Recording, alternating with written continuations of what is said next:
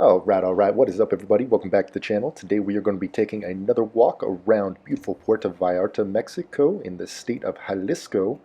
Now, the capital city here is Guadalajara. I believe I have said that before. It is about, I don't know, 3 o'clock here. I'll put a timestamp in here. I believe it is October 2nd, 2020 at 3:23. Yeah, 3:23 p.m., October 2nd, 2020. So that's the date and time today. And this is where we're at today. I mean, I'm editing this video later at night, but this is where we're at right now. This is the date and time. Look at that beautiful beach. Absolutely gorgeous. So if you're wondering if I'm down here sightseeing and just kind of checking out the area, the answer is no. I actually came down here to go to an ATM. I live up in the hillside area, and there are, I couldn't find any ATMs up there where I'm from. And so I came down to the beach boardwalk area because I knew the tourist areas would have a ton of ATMs. And I was right about that. I found one almost immediately and got cash out, and I'm all good now because I had to pay the laundry lady to do my laundry, and so I had to give her some money, and I ran out of cash, had to go down there and get it, and so that's why I'm down here at the beach boardwalk. But why not go sightseeing? I mean, you got beautiful palm trees, you got a beach, you got, it's not really the tourist season quite yet, it's a little bit earlier than that, but still an absolutely gorgeous weather, beautiful beach. Tourist season is going to come about probably next month, I believe, or maybe later this month. So yeah, like I was saying, I went to the ATM to get some cash out, but I'd be totally lying to you guys if I said I wasn't lazy, because I have been super lazy this week. I've been ordering in Uber Eats, and they just have all these just amazing Mexican restaurants everywhere here. And so I've been ordering just Uber Eats after Uber Eats, and just they deliver it all the way up the hills, and it usually comes by motorbike. It's really cool, and it's just awesome. It's awesome.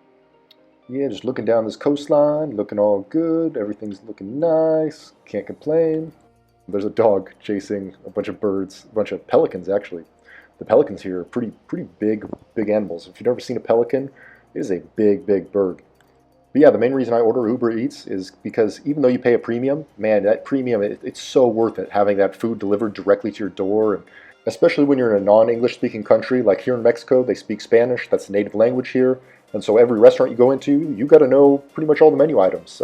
Otherwise, you don't really know what's going to be in your food too well. So a lot of the meats I had to learn, a lot of there's a lot of various things that I had to learn before I came here. But if you don't want to learn that kind of stuff, Uber Eats, it's easy, it's ready to go.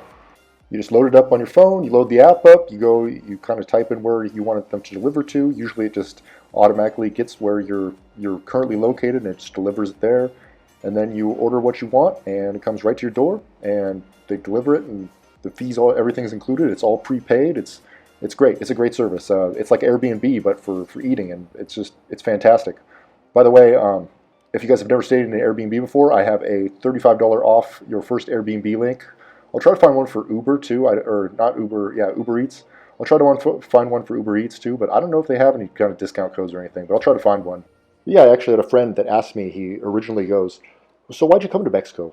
Why'd you come to Mexico, Taylor? Why'd you come here in the first place? And I told him, I go, you know, this whole CV-19 situation happened. I was actually planning on going to Thailand at first, right around April, but then Thailand shut down. They wouldn't allow tourists. Nothing was going on there. And then back in June, Mexico opened back up, and I saw that Mexico's open, and I decided to take a plane ticket, not for June, but for September. So September 9th, I believe I left, and I just decided to come here to Puerto Vallarta, Mexico, and I'm glad I did. It's a fantastic place. And I'm also really glad I came here when I did, because the airlines at the time were really hurting. They were really hurting badly. I think it was like I forget when I bought my plane ticket. I think it was right before we got those stimulus checks. And so they were just, it was a bad time. They were pretty squeezed. And so I got a round trip ticket here to Puerto Vallarta, Mexico, back to California, the place I live in California, for about, oh, what was it? I think it was under $300. It was like 275 bucks or something. It was super cheap. So super cheap flight, amazing, absolutely amazing. So glad I came here. Absolutely just perfect. And then it also, coming from California, my rent got cut to about a third of what I was paying in California. So I'm just amazing. The value you get here in Mexico compared to the United States is incredible. It's night and day. I mean, you'll go and you'll go to a restaurant or something, and you'll find a burrito that you want to buy, and it'll be like, you'll see like 100 pesos, and you go, oh my gosh, 100 and it'll say that it'll have the dollar sign by it too. So you'll be like, oh man, $100, that is so expensive. But then you go, oh, 100 pesos, what is that? And if you want to just do a quick way, this isn't always the case, but usually it's about 20 pesos per $1 US. So 100 pesos divided by 20, that'd be about $5 American, which is, I mean, that's a completely fair price for a burrito. That's like what I used to buy a burrito for back in the early 2000s, 2005 and stuff. But then again, I'm coming from California, where everything is overpriced to the hilt. It's not like the rest of the United States. There's places in Arizona, and there's places in Missouri where I've lived, also Florida. There's a lot of cheaper places. But California, California compared to here, compared to just I should say the United States in general. There's a lot of, just in general, the United States is more expensive than here. You'll come here and you'll be like, wow, I can get that much for my dollar. That's incredible, especially during these trying times. You might want to think about it. It's a great place to be during these times. But for all I know, you could be watching this from the future in 2030 and going, CV19, what CV19? What the heck is he talking about? What even is that? And it'll probably just become a thing of the past. Like, do you guys remember 2008, or do you the housing crash? Do you remember that at all? It's kind of a thing of the past to me. It's just just I don't even think about it anymore. Or 2001, 9/11, that whole thing. I mean, it's a tragedy, but you don't remember the finite details of everything. All you remember is something tragic happened, and that's about it. So that's what I think this event will be. It'll be something tragic. That'll be a blip in history, but we will recover and we'll be all fine. But it's going to take a bit of time. And cheers from the future if you're watching this from the future. Don't mean to get don't mean to be a Debbie Downer there and get all down on you, but it's reality, right? It could happen. But I want to talk about silver again because I've been noticing that the price has been going down lately, and it just doesn't make sense to me. Because I hear these, I actually don't know. I don't know how to check if this is a true fact or not, because there are so many moving parts in this. But I hear that there's actually less silver in the world than there is gold. The total silver in the world is actually less than gold, which makes me wonder why then is gold so valuable compared to silver. And I guess it's just because the gold has always been a money throughout history. Throughout time, gold has always been known as money.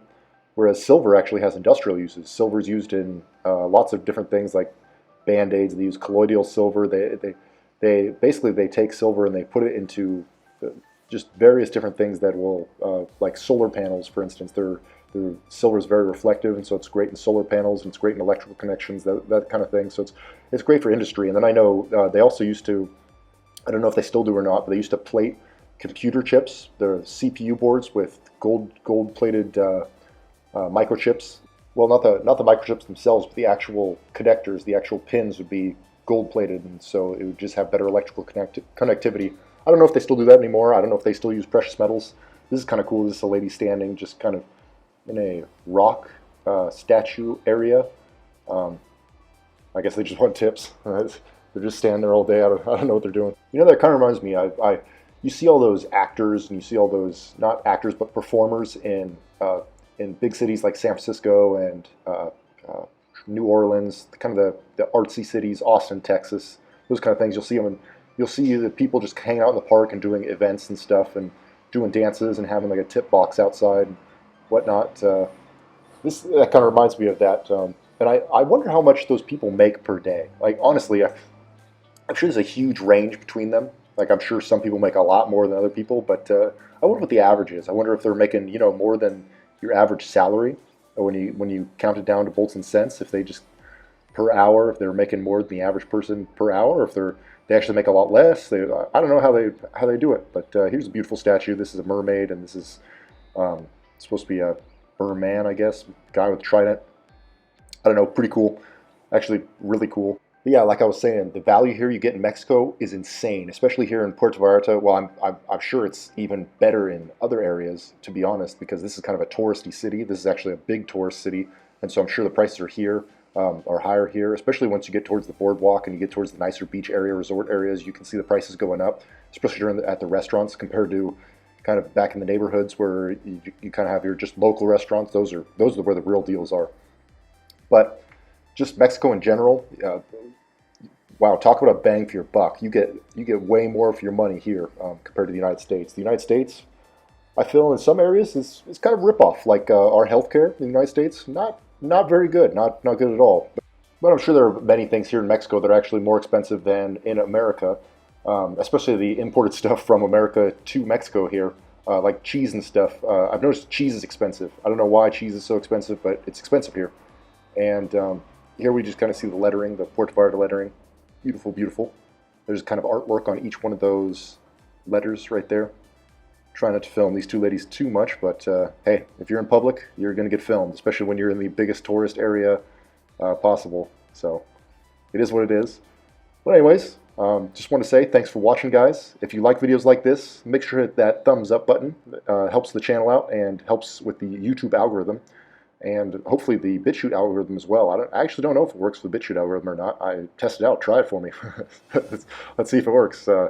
If not, consider subscribing, and I hope you have a great day. All right, I'll see you later, and have a good one.